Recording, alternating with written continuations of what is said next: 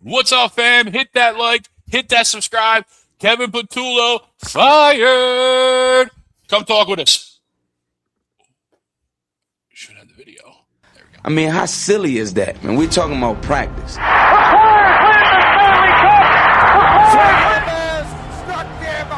The Philadelphia Eagles are Super Bowl champions. Eagles fans everywhere, this is for you. Let the celebration begin. Good evening, everyone. Welcome to another edition of H2D Wednesday Nights, brought to you on H2D Radio. Brought to you every Wednesday night by our doc, make him yours, Dr. Paul Vidal. Specialized physical therapy. Find him on the web. Tell him the boys at H2D sent you. He'll take care of you. Every Wednesday night, Noah Eaton, Ryan Lusick. I'm Greg Malakovic. Tommy will be with us here shortly. A lot to go over for a random Wednesday night with no football to talk about, or at least no new football to talk about. News broke yesterday. Obviously, Kevin Patullo was fired by the Philadelphia Eagles and Nick Sirianni. It's news that I think everybody was waiting for here in the Philadelphia area. We'll also talk who's going to be the new OC, who's next, who's on the list. We'll also talk about the Sixers getting blown out at home. That's always fun. Flyers also got blown out on the road. So good night for Philadelphia sports. And then, of course, we'll end the show with a little hot stove. Talk about Bo Bichette, JT Realmuto, who's in, who's out. Can we get both? I think everybody wants both, but we'll see if they have it. But main topic at hand, Kevin Patullo fired. Who is the next OC? You can find us everywhere, live, Facebook, Twitter, YouTube, and anywhere you get your podcast, find us as well. Show up. Let us know what you think. The Eagles' next offensive coordinator must have previous play calling experience. Do you agree or disagree? Let us know. Chime in the chat. Let us know if you agree or disagree, and then who's your guy? Who's your top choice? I think this is a pretty easy poll question, fellas, but I'm going to play little devil's advocate here. I think we all probably understand that the Eagles are going with most likely a guy with previous play calling experience, right? When you look at the names that are being floated out there, they're all ex-head coaches, if not ex-just play calling offensive coordinators. But I'll disagree just to play devil's advocate here. And when you look at some of the names out there off the board, right, like down the list, off the board, when you also look at the fact that I think all of us want to have a play caller that's going to be around for a couple years, give Jalen and this Eagles offense and this Eagles team a little bit of continuity on the offensive side of the football. Give Jalen a play caller that he's worked with for multiple years instead of continuing to go down this one and done scenario, right? I'm going to disagree and say I don't think it has to. It's not a must for me. I know Nick Foles' name has been thrown out there a lot recently, especially since he did that dissertation online the other day. I know a guy like Dan Orlovsky has been out there before with different things. These guys that have good offensive minds that I think with this offense and with these weapons that we have, I think they might be able to come in and be better than what we've had. Right. I mean, and I know it's a low bar, right? I know it's a low bar being better than what we had, but better than what we've had, won us a Super Bowl. Not marginally better than what we had, won us a Super Bowl. So I don't think it's going to be someone, like I said, I don't think it's going to be someone without play calling experience, but I don't think it has to be. I don't think it's a must, but that's me. That's my thoughts. And we'll get into who I think is going to be the guy or who I want to be the guy. But what do you guys say? Does the next offensive coordinator must have previous play calling experience? What you guys? I don't necessarily think that he has to have previous play calling experience. Now, everything like you said that we've seen over Twitter, Instagram, whatever, it's been, hey, they're looking at Dable, they're looking at Mike McDaniel, they're looking at Cliff Kingsbury, who just left Washington, who's got previous head coaching experience. You're looking at, I don't know, maybe a Kevin Stefanski, right? Maybe I know people floated Doug Peterson's name out there. I think it's really going to come down to what the Eagles are looking for as a whole, right? Are you looking for a guy who obviously has previous head coaching experience, who's just going to come in here and try to, get his next job, which I could see from Mike McDaniel or Brian Dable or even Cliff Kingsbury. Stefanski, I think, is probably going to, not even going to entertain the idea. I think he's just going to get another job. There's so many good jobs out there right now. I think he's a really good coach. But we've seen the good and the bad over the last 4 years, right? You had Shane Steichen in 22, who was really good at play calling, led us to the Super Bowl, ended up, obviously the offense was really, really good in that game, got him a job, and look at the job that he's done in Indy. No, then we took a step back. We had Brian, what's his name? Johnson. Brian Johnson, who I want to be able to forget, and I did for about 24 months, but he came back around. Then we had Kellen Moore come on in. Obviously, he did a great job last year, especially when he, got really full control of the offense. I think like after week 4, or he changed things up and everything was in a good spot. And obviously he won the Super Bowl. And then you come back to, a guy who should have been a logical choice in Kevin Patullo, who'd been on this staff. And a lot of things, what we talked about with Jalen is just trying to have continuity of, guys who have been in the room with him and trying to make sure that they're, the same voices in there. And obviously that didn't translate very well. So I think the easiest way, especially with the roster that you have now, because it is absolutely a win now roster, where you're going to have, especially offensively, right? Especially offensively, you're the most expensive offense in the league, right? The most expensive offense in the league. Now we'll see what ends up happening with AJ Brown. We'll see what ends up happening with Lane Johnson. On what they're going to do. Obviously, there's going to be some holes. We're going to need like another wide receiver, because I think Jahan Dotson's leaving. Who knows what's going to happen with Goddard? But this team and the weapons that you have, and your Super Bowl MVP quarterback, who should have won an MVP a couple of years ago, Saquon Barkley's the highest paid running back in the league. This offensive line, Jordan Mailata, Landon Dickerson, Cam Jurgens, all these guys are making solid money.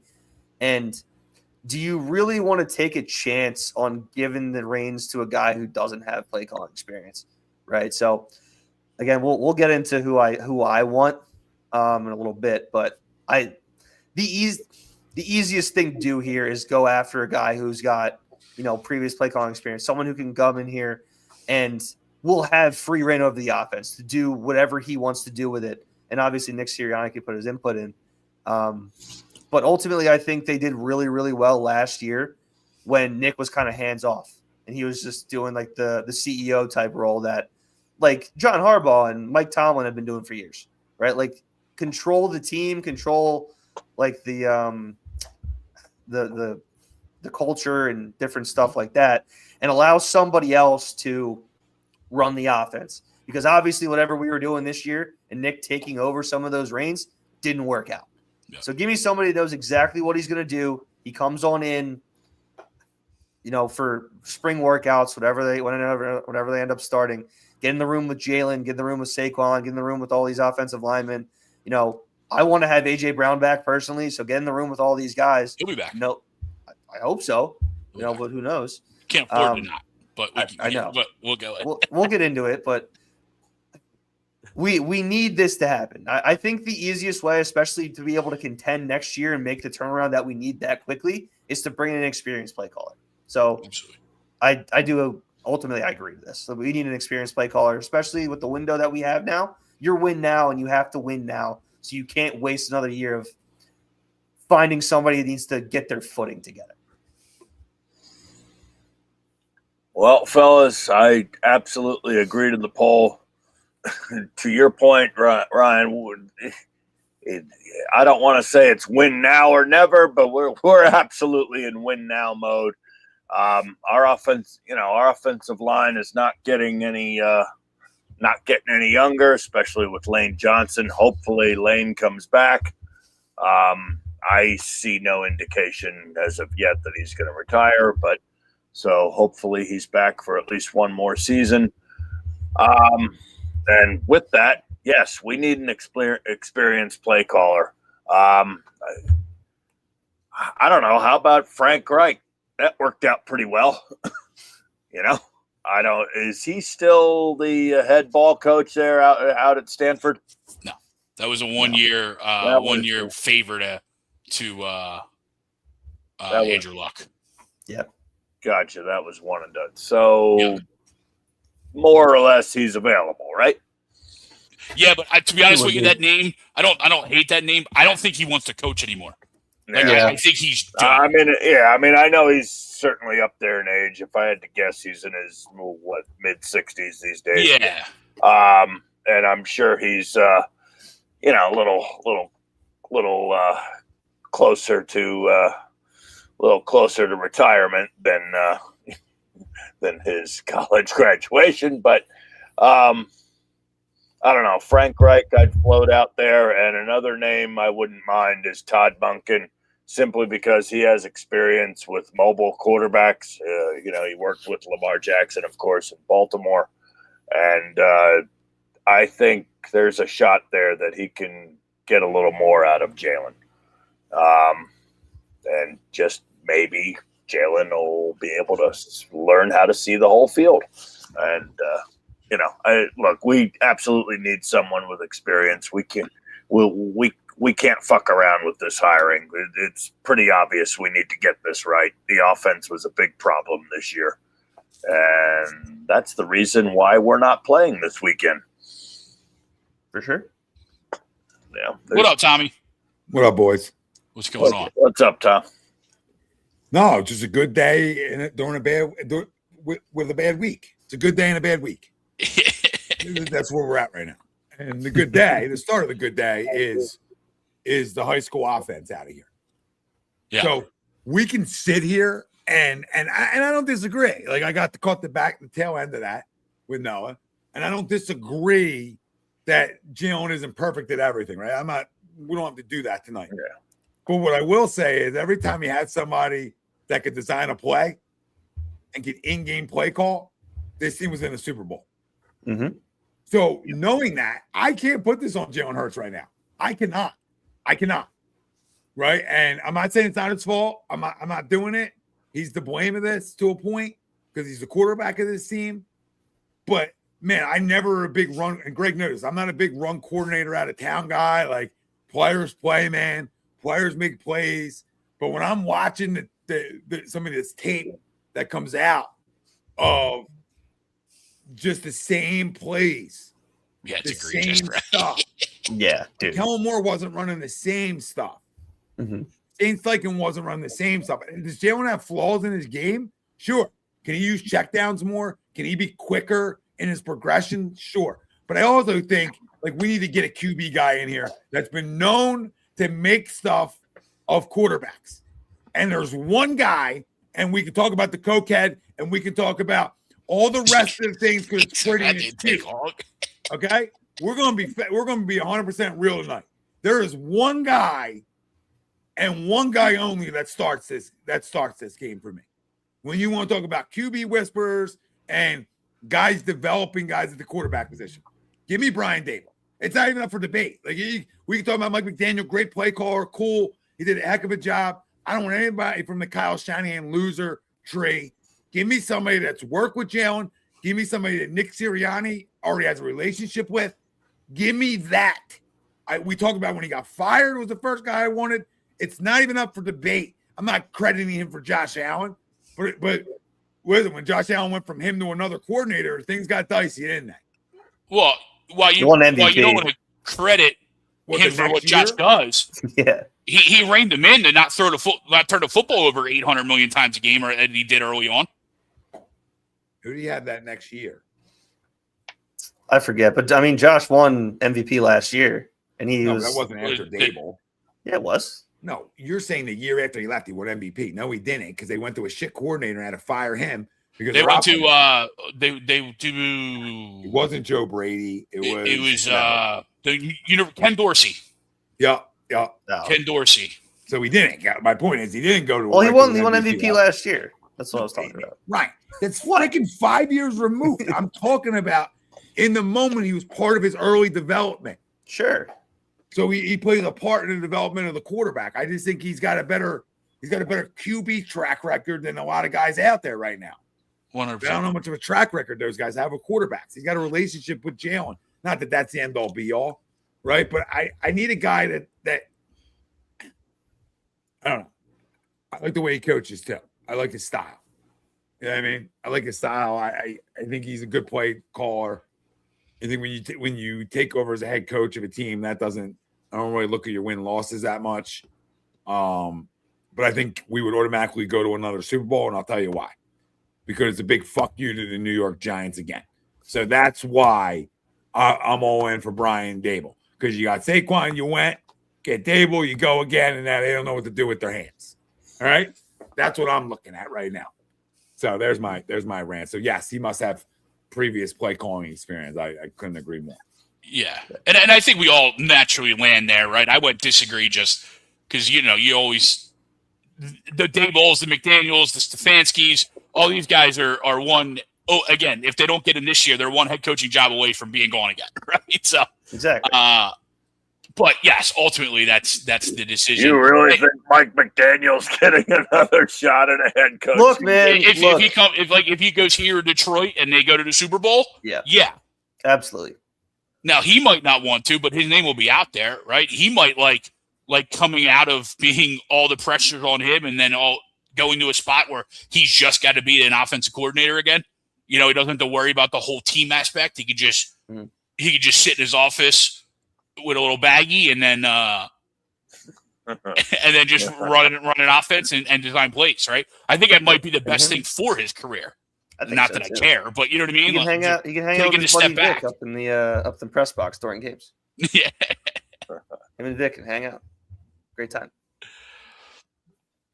But yeah, it's interesting though, Tommy. I also think Daboll, as you said, is probably the best QB guy out there on the market right now. I would throw Kevin Stefanski in there. He was really integral when he was here in Philly for his QB work. You can't put the QBs that the Cleveland Browns roll out there every week on Kevin Stefanski. But I think that would be also an intriguing name. I'm shocked that he's not up for more jobs as a head coach. But I think he's probably. I think he'd be 3 on my list, and I don't have him 1 just because I have Daboll 1. I've had Daboll. We've talked about this before. As soon as he became available, it was like I'm not trying to run stuff, Patullo out the door mid-season, but Brian Daboll might make me do that. Yeah, and I think like somebody said, like Anthony says, if you don't trust Sirianni to call plays, why is he here? Get rid of him. Get a new offensive coach. I can call plays and keep Fangio. This is why you don't have to worry about losing offensive coordinators. Well, I don't think anybody says he can't call plays. He didn't, because maybe he was letting the guy finish what he started, right, wrong, or indifferent, right? Maybe it was as simple as that. So I'm not going to sit here and say he can't or any of that because that's essentially how he got a job. So I want to assume that he can. He just doesn't take over that responsibility because he runs the whole team. And I think that's why he's here. That's why you don't get rid of him, because he's a great CEO of a football team. And he connects with players. And I think that matters. Yeah. I hate that narrative going around over the last couple of days of like that being a CEO coach is a bad thing, right? Mike Tomlin did it. John Harbaugh did it. Now, granted they're fired, but they were there at their places for 15, 20 years, right? What's it, 20 and 18 years? But even if you think of it from a business standpoint, right? You don't start as a CEO, or if you do, but you're starting as the CEO doing the job yourself. And then as your company grows and you go and your office gets bigger, you delegate roles to guys that you trust, guys that you give that role to. Yeah. And okay, so it didn't happen. Like CEOs don't fire executives all the time, or don't fire executives for making stupid decisions. Yeah. But now all of a sudden Nick can't run an offense. Nick can't do this, can't do that. What we've seen with Nick is it's his base offense, but he lets his guys, whoever's calling those plays, bring in their offense, bring in their play calls. Right? That's what he did with Shane. That's what he did with all these other guys. And that's why sometimes they sink and sometimes they swim. But being a CEO head coach isn't a bad thing. And the narrative that is, and the narrative that none of these open jobs would hire Nick Sirianni if he was fired today is asinine. It's absolutely asinine to me. You're telling me the Falcons wouldn't hire him? You're telling me the Cardinals wouldn't hire him? You're telling me the Browns wouldn't hire him? I mean, all the dude does is win football games. I know you can't say that anymore, right? That's taboo to do. But that's all the dude does. Wins games. No, look. Yeah, both guys won a lot of football games together, so I don't know why we would even contemplate breaking up the QB and the head coach right now. Like, I don't even know why that's a thing. Nor should it be a thing, nor should we allow it to be a thing. Yeah, I'm not ready to run Sirianni or Jalen out of town here. I mean, really, what I want to see is an offensive coordinator being hired that knows what the fuck he's doing. Number one, and number two, or 1A, 1B, however you want to slice it.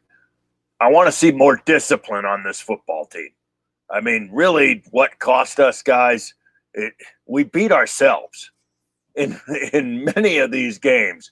We beat ourselves, and I mean, perfect example. You know, you had Jalen taking off, for a first down, and lo and behold, there's the yellow laundry. All right, and it's being called back because of a holding penalty or pre-snap penalties. I can go on and on. No, I think it's a combination, though, right? I think it's a bit of a combination here because, like, I know we mentioned it earlier.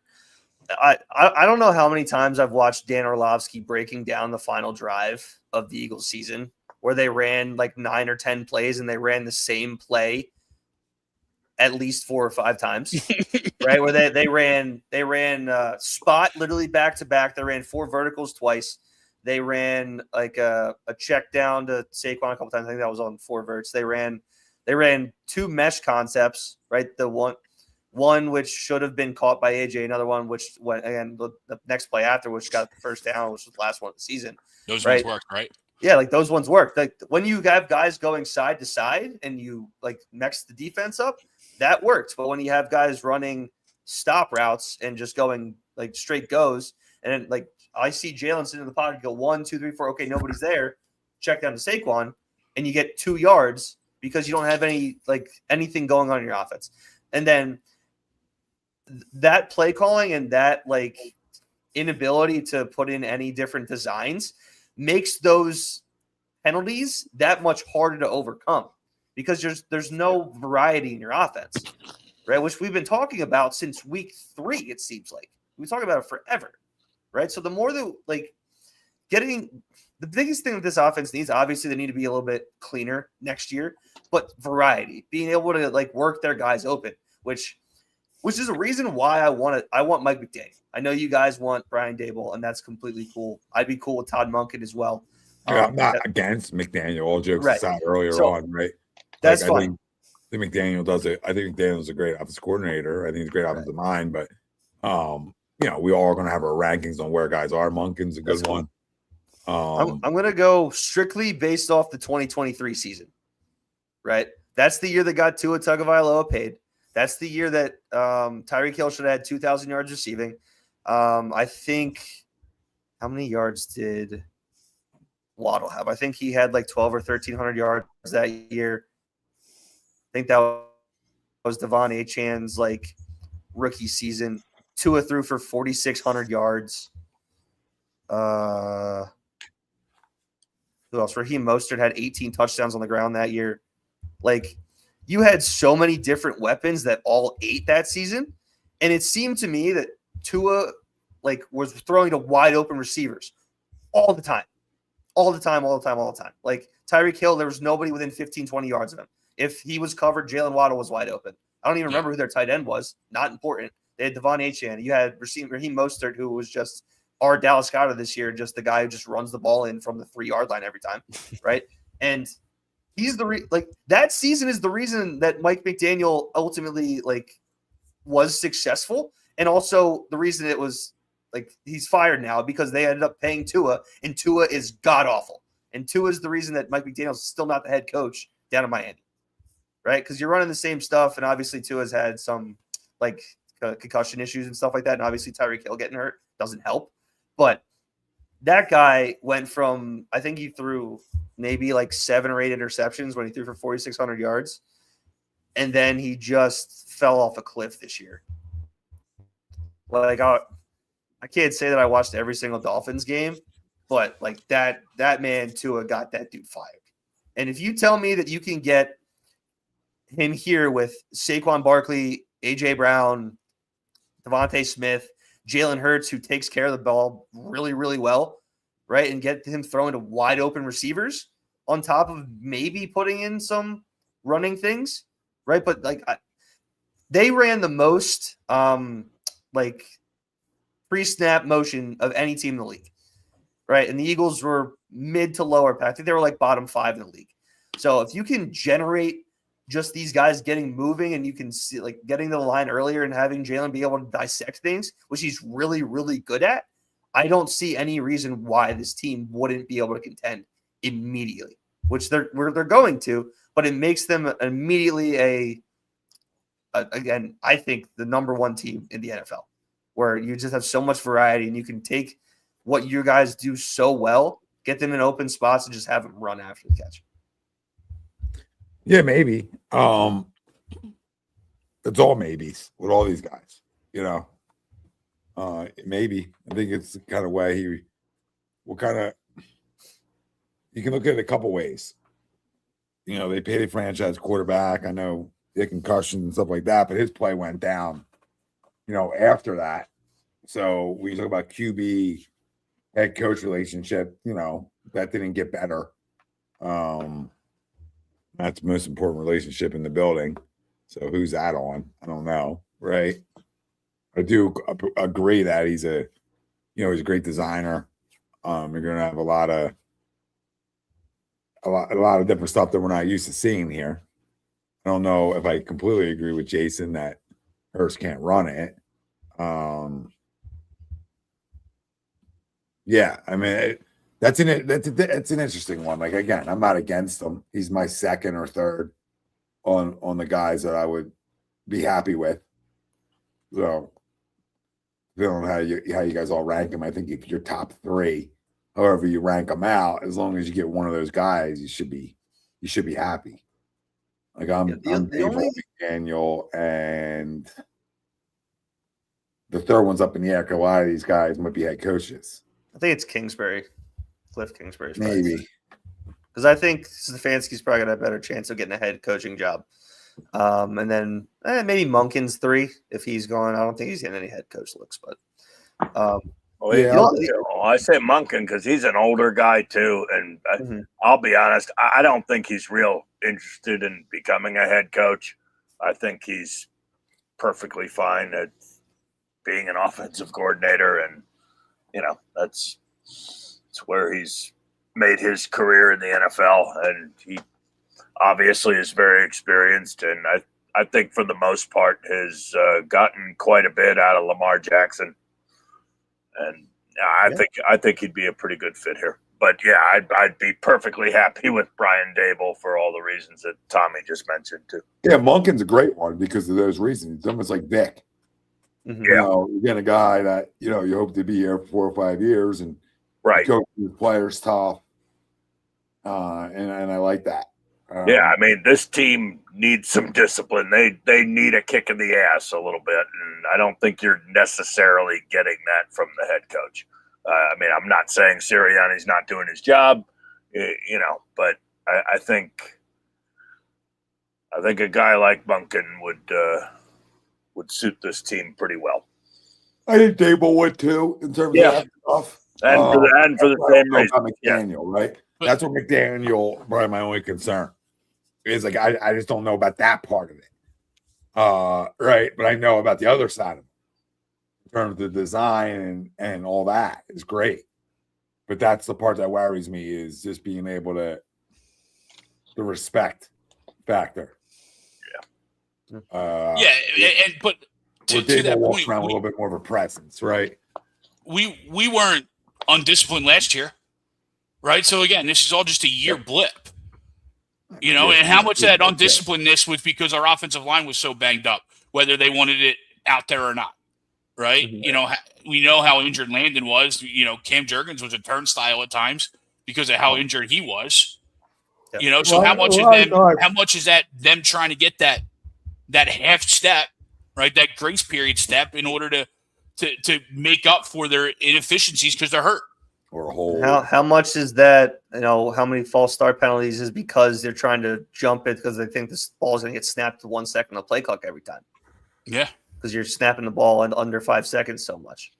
Yeah. The only reason I would be slightly hesitant with Dabble is just because of how much he likes to run quarterbacks. Not to say that I don't think Jalen can do it, right? I think I'm looking more so at this year with how Jackson Dart got 2 or 3 concussions just in his rookie year, just because of how much he ran the ball. Right now, Daniel Jones did it a little bit too. I don't remember if he got it hurt from it. Obviously, he's a little bit bigger than Jackson Dart is, but I know that I don't know if it was ever truly confirmed. Well, we know that Jalen had at least one concussion last year. I think he may have had a second one in the Rams playoff game. I think he ended up having one a couple years ago. So I'd prefer to not have my quarterback running all the time. I think that might be an unfair assessment. So I'm looking. You're basing it. You're saying he designs the runs for his quarterback, not that he hasn't. But when you're talking about the quarterbacks he had, they're all young guys, rookies, first year, second year. Those guys are more willing to take off and run, right? And then that slows down as guys get a little bit older, right? That's my only disagreement on it. Is just that, guys ran early on in their career. Daniel Jones did a ton. Jackson Dart did a ton this year. But I think a lot more rookies with legs are going to do that no matter where they're at, no matter who's coaching them. Just because that's their natural instinct is go pick up yards. Where Jalen, that's what number 5 did 25 years ago. And Jalen slowed down with it just like number 5 did. Yep. Where as he's gotten older, not that he won't run, he just doesn't run as much. And that's where I think if you get a guy in here that's a good play caller, right, that's going to solve so many issues. Yeah. But again, it's just semantics. But I'm not going to put it on a coach. I don't know how many coaches are out there telling their quarterbacks to go run around and take hits, right? I think when you're younger, he's got more bravado. Well, Buddy used to tell Randall, hey, that's not even up to debate. You can't even shrug your shoulders at that debate. That's not even you can't shrug your shoulders at that younger quarterbacks run more when they're younger than when they get older. It ain't even debated. Look, you can I hear what you're saying, right? But Dable has had 2 younger quarterbacks, right?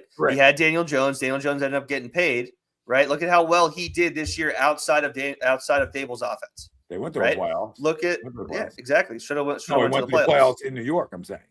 Yeah. Okay. Great. That was one season. Well, okay. Okay. It was one season. Like McDaniel had one season. Okay, that's fine. Of that, if we're doing that, you know what I mean? If we're gonna. If we're going to do that, Look. What I'm saying is because of organizations and what surrounded them, not their ability for the both. I'm not going to sit here and go back and forth about McDaniel and Dable because I think they're both really good. I think they're both really good. Maybe not head coaches, right? But both really good when it comes to the offensive side. But go ahead, give me your. No, look, all I want, I'm okay with having Brian Dable. Obviously, he still has the Hurts connection. He's worked with Saquon Barkley before, right? I'm not saying he's a bad hire. I just don't want, when the offense isn't moving for whatever reason, the break glass in case of emergency thing is just run Jalen as much as possible. Because I don't want a guy who, realistically, we saw what Tanner McKee did this year. I know, obviously, he was playing with backups, but he did not look good in that Week 18 game, right? Didn't look good at all. Okay, and obviously he's had, if Jalen Hurts were to go down, obviously you can say this about literally anybody at all. What are we going to expect out of this when half of your offense is conceivably, hey, we're going to run the quarterback, and that guy can't move? Well, I don't think. But we've already done this. We did it with Carson Wentz and Nick Foles. Yeah, I don't think your offense. Right, you adjusted the offense for a guy that's less mobile. Yeah, and I think when you go to your backup quarterback, the season's already over anyway. So that's the only thing. But I don't think it's run first the quarterback though. Like no matter who the guy is, I don't think it's a run. I don't think any guy at this level is an idiot to the point where they're going to be like, we're run all the time. Like I think you pick and choose, and as you grow, you pick and choose a little more. I want to see more inside the pocket and not sitting in the pocket, but more inside, outside the pocket, more plays that way, more extending plays, more of that, right? Because Jalen inside the pocket has good numbers. Mm-hmm. He has good numbers. Outside the pocket, he does not have as good of numbers as inside the pocket, which you would think as a playmaker would be the other way around. Yeah. You would think there's passing. You would have decent numbers passing because you're on the move. You're opening new holes up that you're obviously not seeing or are developing when you're sitting in the pocket. And I will give McDaniel the nod on run schemes for sure. I mean, I don't even think that's up for debate. That whole Shanahan tree, they're really good at that stuff. So I won't debate that because those numbers never stopped. Yeah, that's just a plug and play. Look at what the Niners have Christian McCaffrey now, but look what the Niners were doing. They literally plugged in anybody at all, and they were just getting yards. Right. Yeah. And obviously, I mentioned before, Raheem Mostert had 18 touchdowns. Look at what Devon Achane's been doing the last couple of years. Dude's insane. And even you look at, like to your point, you look at Achane's numbers this year, where they had zero offense, and he's still putting up numbers on both on the ground and in the air. Right? He was their Swiss Army knife this year. Yeah, he was great. I think Saquon hasn't really done this since his rookie year when he caught a ton of passes. He hasn't been utilized out of the backfield. I think you're really wasting him by only giving him handoffs. I think if you threw a couple like quick dump offs or quick screens to him a game, have them run and give him a little bit of space, unlike this year where he was just getting hit all the time. Obviously, he can get him out in space and just make moves, right? Give him a little bit more time. Obviously, he's not Devon Achane. I don't think he's got that type of speed. He's not as shifty per se, but he's going to run guys over all the time. So do it again. Get your playmakers the ball, and I think all of these guys have been really good at it. But I think the scheme at this point of like getting guys open, giving Jalen a ton of easy throws because he didn't have a ton of them this year. Yeah. Like that's what you had in 22 and 24. Guys are just open all the time, and look at how successful you were. I'm definitely a fan of the screen game. I wish we would have seen a little more of that this year. I mean, get Barkley out in space, and he can do a lot of damage. I mean, look at what we did with Westbrook all them years here when he was in town. Westbrook did a lot of damage. Yeah, they're two different style running backs, though. I hear you, but they're two different style running backs. Saquon just doesn't have those hands. He dropped 2 or 3 balls on Sunday. Well, so that's that's what mini camp and training camp's for. Let's go. Well, but it's not. But it's not. Hold on, we're gonna be bitching about goddamn. We'll be bitching about McDaniel when nothing's pushed down the field. You know what I mean? That's when we'll start bitching about McDaniel, right? We can bitch about all these guys at some point when of course, it's not going well. But he's a guy that really relies screen, short passes, right? Get the ball out of your hand quick. That's more McDaniel style, right? To your guys' point, screens, stuff like that, right? Which obviously work in this league. So, and it's worked for him. But I agree, Saquon's hands, to Greg's point, they're not great. They're average. He's got average hands out of the backfield. But I think in a McDaniel offense, with the combo of backs, I think you get a lot. Monk in the same type of way, in a different way. You're a little bit more old school. You're better. You're more run first, play actions. Yeah. I agree. I think you get a little bit more RPO and Jalen keeping the ball a little bit more in his type of offense, and you better have some good tight ends because he uses tight ends a lot. Yeah, you're gonna. Well, Dallas Goedert comes back. There you go. I don't think he's gonna be back. I think that earned a contract he's going to get this offseason. I don't think necessarily we're going to pay him that. So I think you're probably going to end up taking a tight end in either late first round or second round this year. We'll see. Conversation for another day. Yeah, it'll be interesting because he's definitely getting paid. Oh yeah, he's getting paid. But who knows? Maybe that was the one good thing Kevin Patullo did this year. Inside the red zone, he was money. They were money inside the red zone. They just didn't get there enough. Yeah. Yeah. And sustain. Mm-hmm. Yeah, too many 3 and outs. Yep. I don't even put it all on him, right? It's not all on him, but No, of course not. It's not it's all good to get it. It's good to be able to have the opportunity to go out with what's out there and go get somebody with experience. Back to the poll. Yeah, and somebody who's played. And I like that any of these names is outside of Monken because he's had a big track record. But the rest of these guys, I love guys that became head coaches that they failed or didn't fail off of being a great coordinator, and then taking them back to being what got them a head coaching job in the first place. So when you're talking about Dable, McDaniel, Kingsbury was a head coach. Kingsbury was head coach. So you look at Stefanski, which I didn't even want to put in, but right, yeah. But any of those guys, that's how they got jobs. Yeah. So when they're getting their job off of being that good at it, then it's like, okay, won a Super Bowl, went to a Super Bowl, whatever. Yeah. Oh, for sure. Top 5 offense forever, whatever it may be. I think you can go ahead and look at like the guys who've been around in this league for a long time, right? And I obviously bad example because Harbaugh and Tomlin just got done, right? But who are the other longest guys? Like those two guys were CEO head coaches, where they're letting their coordinators handle their business, and obviously they made the playoffs more often than not. I think Tomlin only missed like once, right? Once or twice. Tomlin didn't get fired. Maybe not even. Yeah. Maybe not even. I don't think he missed the playoffs. No, I think he didn't have a losing season. Or he didn't have a losing record. I'm sorry. He didn't miss the playoffs. Season. Yeah. But like, what type of guys get fired more often?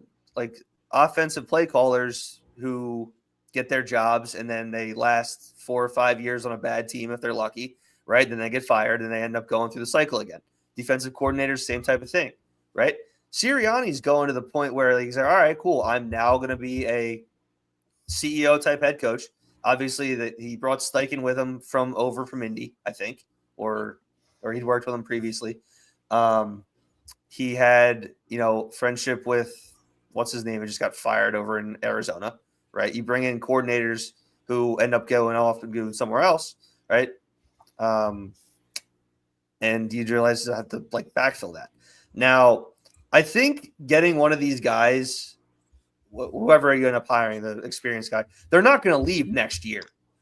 Guys who get fired don't take an OC job and then get hired again the year after. It doesn't happen very often. It might happen in a couple years, right? But it's not going to happen the same year. So I think, honestly, if you do this and you bring in an experienced play caller, you'll have him for 2 or 3 years before somebody's like, we're going to give him a shot again. Yeah. Because who was the last guy who got fired, took an OC job or an EC job, and then got hired as a head coach again the next year? None. Right? I think Saleh is the only guy who's even getting looks. Because I know Saleh is getting head coaching interviews right now. But other than that, I don't think anybody who got fired last year is being an OC or anybody in the last couple of years has done that. So no one comes to mind. Yeah, you want some continuity? Bring in one of these guys, and you have experienced play caller. You let Nick do his CEO thing. You get some continuity in the offense, then you just go from there. Right? Again, just go win now. Just find the right guy. Yeah, please. It's funny. They were. I took a snapshot of this. They were talking on McAfee about the RPO yards in the last few years and the drastic difference that it's been. Right. So under Steichen, Eagles ran for just under 1498 out of the RPO, 1,500 yards out of the RPO. Yep. 2023 under Johnson was 827.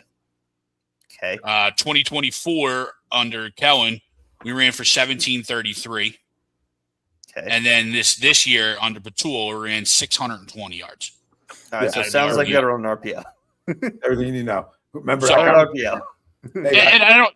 Hey, but no, through that, no. I You don't remember think it's that got to combo? be dead. Well, we've had that combo forever, right? I'm saying, you guys remember that combo halfway through the year when we sat on here and I told you got to run the RPO. That's their offense. That's how they operate the best, and they just didn't fucking do it. So you want to know why you're sitting home or on your way to a tropical island, which would be delicious right now? But the reason you're on your way there is because you didn't run the RPO, and that's where it's like, what are we fucking doing?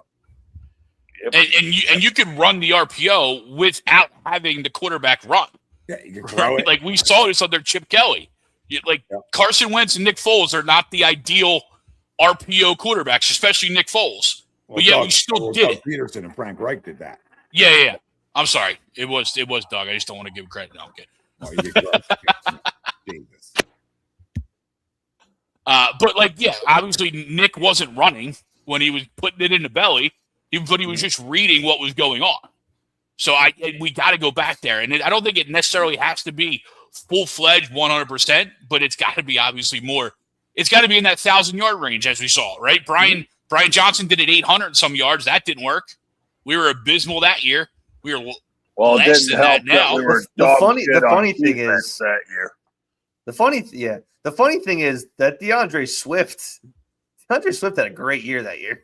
Considering we only ran for that much out of the RPO, he had a great year. Got him paid in Chicago. And doing well there. Yeah. Yeah, I like Swift. I liked him. And you knew he wasn't sticking around, but I liked him. Yeah. Again, hey, look, man, good guy. St. Joe's zone. St. Joe's prep. I go Daboll, McDaniels, Stefanski. I've cooled off on Kingsbury. I was a Kingsbury fan, especially going back to what he did in college and hoping that would translate. But it never did in Arizona, where you had when you had Kyler, especially early on. And I almost feel like because how abysmal they were this year, and I get it, but I almost feel like last year in Washington was an anomaly.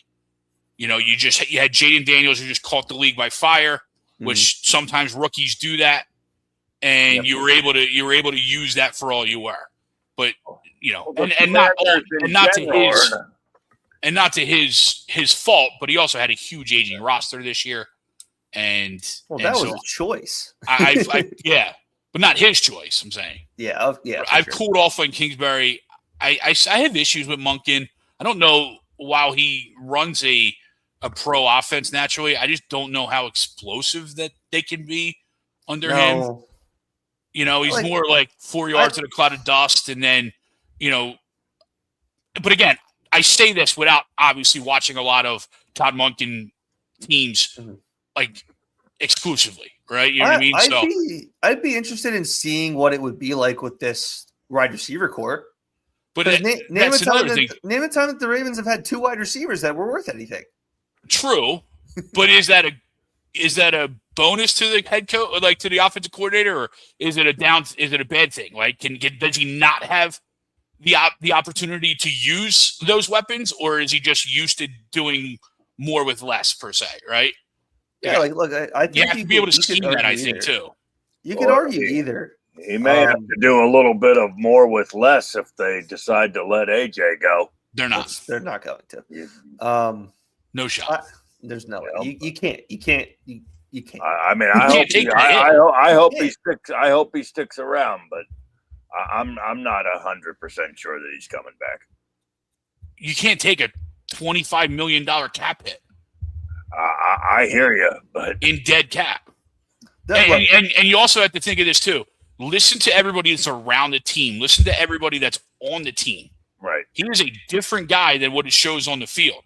Right. Everybody just sees what's on the field and just wants to trash him because they think X, Y, and Z. Inside that locker room, they love that guy. That's why he's got the C on the chest.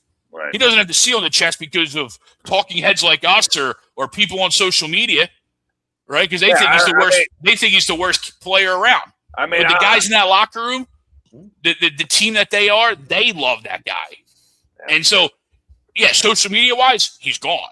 But there's no shot that they make that trade and put themselves in that much of a hole. Also, while thinking Lane Johnson's going to retire either this year or next year, and you're going to have that dead cap for a little bit. I mean, I'm not saying he's definitely going to be gone or anything like that, but I'm not 100% sold that they're going to bring him back either. Well, I am, and I'll tell you why. Because the only way he's gone is if he wants out and they restructure his deal to be able to trade him. Like, there's only one way out here, okay? There's one way out, and it's a guy wanting out that bad. Yep. So you tell me he wants out that bad, then okay, then let's see how it shakes out. Because I don't believe that. I believe he might want out of this media. Absolutely. Who wouldn't? Now, some of it is on him because he likes to get on social a little bit too much. Sure. So he put the bullseye on his back. Okay. That happens. But I'm not saying he's like how T.O. was 20 years ago, who was Mr. Team Obliterator, but I don't think AJ was the same player this year. Like, if you guys just want to be clear and factual about it. Yeah, was it the scheme? Was Yes. it the scheme? Did the scheme hurt him? Right? Did the scheme affect him? Because he didn't look as explosive. Yep. I mean, a lot of guys didn't look as explosive. Jalen didn't. Saquon didn't. Nope. At times, AJ didn't. I'm not saying they're not so explosive. They didn't look as explosive. The only one who still looked explosive was really Devontae, but that's just more of his game. Yeah. So like, I just don't, is that scheme? Is that a long season? Is that the book tour a little bit? Right? Is that too many commercials? Yeah. We need him to find his inner excellence again. Yeah. But I think the biggest thing, mind and a fresh face and some excitement with a guy with a track record, whoever it may be, I think fires guys up in the offseason, 100%. gets them hungry. for sure. I think this team needed to lose. I say that by being like, they fought through being such a damn good team through bad play calling, guys being banged up, and all that. Not like really injured, but you know what I mean? Like just guys banged up, playing through it. And because they're such a good team, they overcame a lot of stuff to be able to win a division and host a home playoff game. I'm glad it proved that they weren't good enough. Because if they win this game, right, he's back. Most likely. Yeah. Yep. So you're running it back like they did on the last drive of the game. You're just running plays back. You're switching sides of the field. I don't want that. There's a guy I ran out of town. I couldn't run him out of quick enough. And Arizona did the same thing.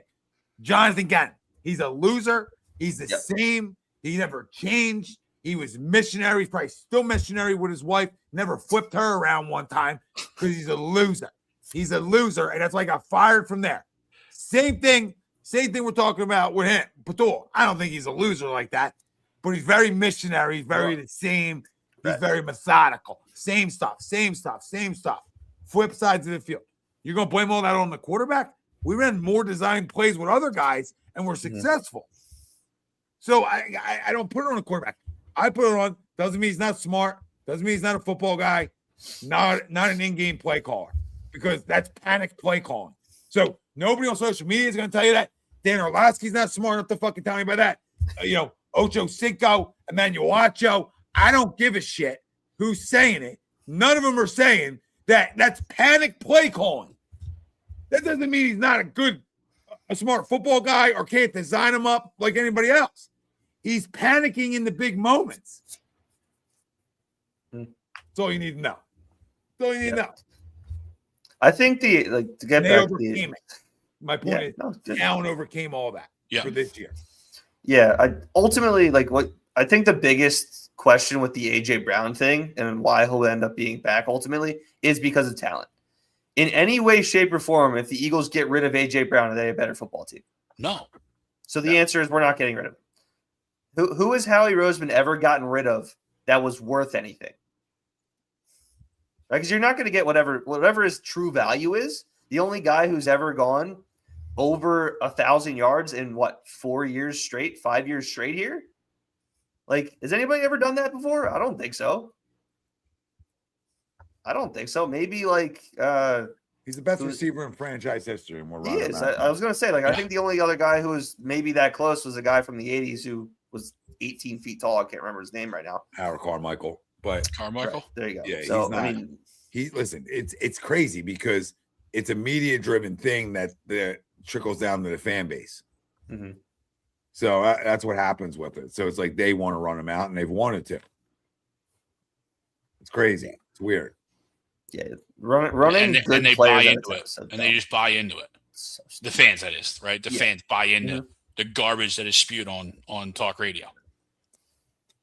Yeah. Again, did he have a great season? One station in particular. No, he did Look, not have a great year. He still went over 1,000 yards. He didn't have a great year, but he still went over 1,000 yards. No, I know, but he didn't have like a monster year. Right, He didn't have of course. like it's okay. Guys have those types of years, and Mhm. like common denominator here, Kevin Patullo, Mhm. on why one of the best offenses in football couldn't produce. There you go. So it just shows you can have all the talent in the world and they'll overcome some things, but they can't overcome everything. Yeah. And that's I think Eagles learned that too. Yep. Okay. Brian Johnson's offense was better than this. Yeah. So if Brian Johnson was fireable, so this is absolutely fireable. That's why it didn't take long. Mm-hmm. Like we talked about, Brian Johnson's offense was top 5 or top 10 in football. We couldn't get a stop. He got the problem there was defense. Yeah, the defense was god awful that year. Yeah, 32nd in football. Christ. That wasn't a Brian Johnson. I don't know why he became a scapegoat there. I still don't know. But it worked out in a weird way for a year. Well, yeah, I mean it's where we've come from a sports reaction type of world where we're in, right? Where it's fueled by social media.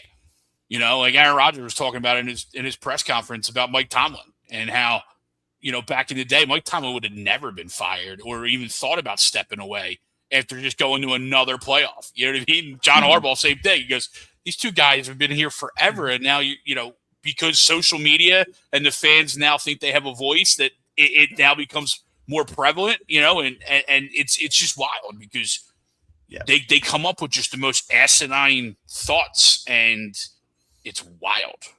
Yeah. Well, look at the Steelers. For the last 57 years, they've had 3 head coaches. Guess how many the Jets have had in that same span? 75. No, what did you say? 50? 20. They've had 20 head coaches in the last 57 years. So, I mean, I one of my good friends is a Steelers fan. He's living out in Pittsburgh. Yeah. And the thing that like pisses him off the most, or like why Tomlin annoyed him so much, was just because of, yes, obviously he was a good coach, and yes, they made it to the playoffs, but they hadn't won a playoff game in 15 years. Like just getting there isn't really enough. No, I hear you. Has it really been that long? Yeah. Since they won a game? Yeah. Since they won a playoff game. It's been like 15 years. Has it been since that year that they lost to the Green Bay Packer Aaron Rodgers led team? Hang on. Let's see. I think so. I think it's been 15 years. Wow, I didn't realize it's been that long. Holy cow. Would look no further than their quarterbacks over that span. 20. All right, so it's not that long. 2017. 2017. Okay. Well, They haven't won a playoff game since 2017. Yeah, ever since Roethlisberger left town there, they haven't been able to replace him since. Yeah. No, and I don't think social media ran Tomlin and Harbaugh out. I think the media did. Well, yeah. I don't think it even becomes social media when you talk about these older guys, because they're not paying attention to that shit. They don't care about that. But they sure as hell care about the stupid questions being asked over and over and over that wear them out through a course of from every time they start getting media access, it starts, right? So whatever time that is in camps on through, you're just getting peppered. And, when you lose, it's the dumb questions that wear out football guys, man. Yeah. They wear them out over time. It's like, are you asking me this again? We just talked about this. And I think that's the biggest issue. listen, does it trickle down in the social media? No question about it. Will there be a time that social media will run coaches out of town? Absolutely. We'll get to that point as younger coaches get older, right? But right now, I've been saying it for years. I've been saying it for 14 or however long I've been doing this for. This is why we started it. Yeah. Get away from those motherfucking dryer sheets, please. Like, move away from a guy because he's good with a pen. Congratulations. Can he ask real football questions? Can he ask real basketball questions? Baseball questions? Hockey questions? Right? Does he know the sport well enough? Because a lot of these guys, they bounce around from beats. Well, yeah. Not everybody stays on the same beat. Because it's a dying media. It's a dying source. Yeah. Well, so even they cut back. Ago, guys they cut back. You're right. Yeah. Like guys go from Flyers to Sixers covers. Like, what? Yeah. Like, you ain't that well versed in both. Knock it off. Mhm. Like, where guys got their calling because they were good at one, but then they would get put on, there'd be good football guys and get put on a baseball beat. Yeah. I don't even have my damn daily news anymore, Tommy. Look, it's like putting Tom on a soccer beat. Like, hey, Tom, go do a soccer beat for us. I'm sure you're going to get riveting questions after that game. So it's a stupidity. And I think that's what runs a lot of these guys out of Dodge. And then there is guys that consider themselves football guys from the media, and they're idiots. It's just idiots. There's idiots everywhere. So I think that's what it becomes. And, just like the world, we hate a lot of people. A lot of idiots. So, I think it just amplifies when you're around these mother bleepers this much. And you're there 18 years, and you're like, okay, I had enough of Jim back there from KPL 22 News. You know what I mean? Like, I had enough of Jim. Jim, shut up. God damn you, Jim. Shut up, Jim. Look, man. The game passed you by when I first got hired, and you questioned it. Look, okay? Man. If I'm working for the Eagles, I have to listen to Elliott Short Parks ask me questions every single week. I think I might shoot myself. The worst. He sucks. But he's not even as bad as some of them. That's the crazy thing. No, yeah, Eskin's always been bad. Who else? Well, Eskin's been bad for controversy-wise. He's not bad because he doesn't know the game. But Eskin would blow Sirianni, so that's fine. Marcus Hayes with the Sixers. I fucking hate Marcus Hayes. He sucks. He's a piece of shit. Yeah. There's a bunch of guys. I like a lot of the Phillies guys, though. Phillies guys are smart. Yeah, they're better. These guys are good. No, they're not off the fucking hook. They are not off the hook. They absolutely didn't let the Nicky Cass die the whole time. Those losers, okay? Because they're losers too. The way they pressed him in the locker room, the way when they over-asked the same fucking question. Nope. They don't get off the hook here because they're losers too. I'm not going to forget. I usually forget that stuff. I'm not going to forget that, right, Greg? That was a big crumb of the week. Big crumb of the week was the Phillies media. You're going to how many times you ask the same question, guys? Like, that's how you get knocked out. Like, you're this big. That's why guys get choked out locker rooms. Wait, bring back the Albert Bells. Bring back somebody choking out one of these punks. Because it's a noise. It's out of control. Like, where's Big Dom for the Phils at? Like, I need a guy to come in and say, hey, that's enough. You all got the same answer. Mm-hmm. Yeah. How many times are we going to ask? Hey, 5 more guys want to ask the same one? The guy wants to play. Can you blame him? He's a freaking professional athlete. Yeah, I'm cool sitting the bench. Yeah. After I started my whole career. Yeah, I'm good. Yeah. I'm good. You morons. Are you good sitting the bench? That's why I would. That's why they never would allow me, talent-wise, to make it to the highest level. God knows better. He's smart enough. How guys are going to handle it. Oh, my God. Could you imagine asking me to sit that question? No. Do you want to? Hey, your job. Do you want to get off the beat and just go sit at the desk? Is that cool for you? That's what I would ask guys back. Is that good? You happy with it? and wait for their response. Man, Albert Bell. Wonder what the fuck he's doing. Tomlin, you can tell at the end. Look at the end of Tomlin here. Look at the end of the pressers. Yeah. He would say, again, guys. Yeah. Not that it wasn't time. He's going to get a huge money from Fox or somewhere right now. But Yeah. either way, you run your course. Yeah. But so do they. Those guys run their course on you. So it's a combo. Andy Reid, Harbaugh. I mean, Harbaugh is an Andy disciple, which is crazy. Yep. So Yeah, he is. he went on 15, 18 years, whatever it was. 20 years. I think Tomlin was 19 and Harbaugh was 18. It's absurd. Yeah. This winners, just stud winners. Like, and again, Tomlin doesn't win because he doesn't have a quarterback at the end. So when you can't find that guy, you're not going to win. But he won games, keeps the job, shows how good of a coach he is. Harbaugh had the pieces. Well, he never found a quarterback because he never got a chance to pick in the top 10 because he won games. Won games, got a quarterback per se, in my opinion, and got a great athlete. Just underachieved as a group, but won a ton of games, right? They're more underachievers than Pittsburgh was.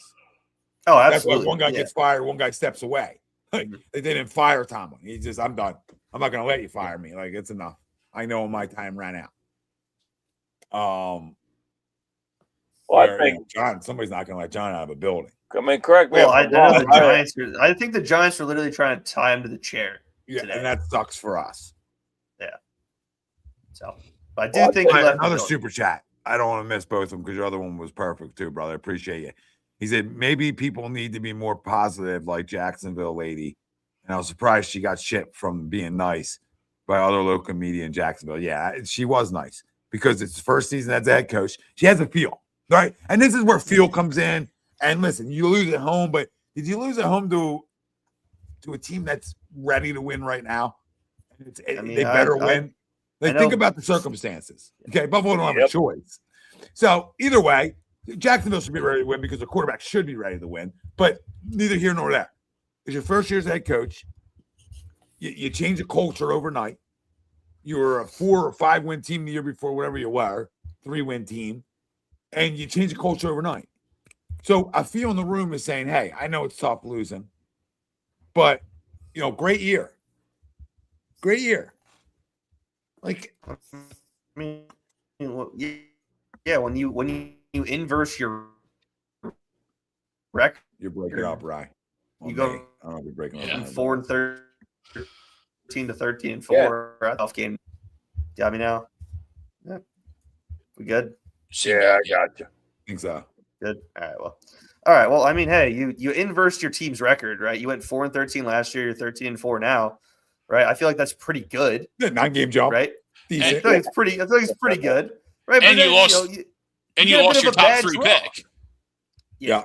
Right, you lost your top 5 pick. You can have whatever thoughts you want on the kid, but you lost him, right? That was a player that you drafted pretty high, had hopes for, and right, yeah.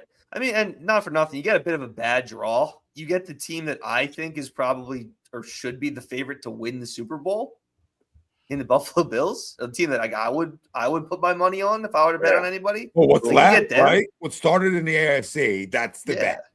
That's the bet. I don't care about Denver. They might go beat Denver. So Denver's good, but if there's anybody there, like the take the betting public for whatever it's worth. Like the public's money is on Buffalo. It's like 15% of like every bet ticket, whatever of anybody left in the league is on Buffalo. Next highest is like 7 or 8%. So there's so many people on Buffalo, and obviously, like you go back to media or whatever. Everyone's like, "Oh, this is the year Josh Allen can do it," because there's no Burrow, there's no Mahomes, there's Mahomes. There's nobody there. There's no Mahomes there, right? So all right, here your boogeyman's gone. Go in, go in. Here it is. Go in. That's why it's a question you can ask. Now you lose to Jacksonville. You lose to Pittsburgh at home if you're Jacksonville. Okay, maybe we're not. Yeah, you're going to Jacksonville. Okay, yeah. Maybe we're not. Maybe we're not. Like look, it's great year. Right? It's all in perspective. It's all in perspective, like we're talking about. This is a team that's built to win a Super Bowl in the Buffalo Bills. It's now or never. Not now or never, but it's now. Like time's now to get over. To get to it, right? And if you're asking me for a team left in the postseason that I'm rooting for, is absolutely the Buffalo Bills. I mean, they're easily rootable. They deserve it as a fan base, just like we did in 2017. They absolutely fucking deserve this. Now, did they have a monster run that all of us would take? for 4 years all the time. No question about it. Sign me up for 4 straight years of heartbreak at the very end.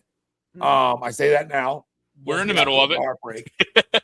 Two out of 4. Because when you look back, you'll remember it was great.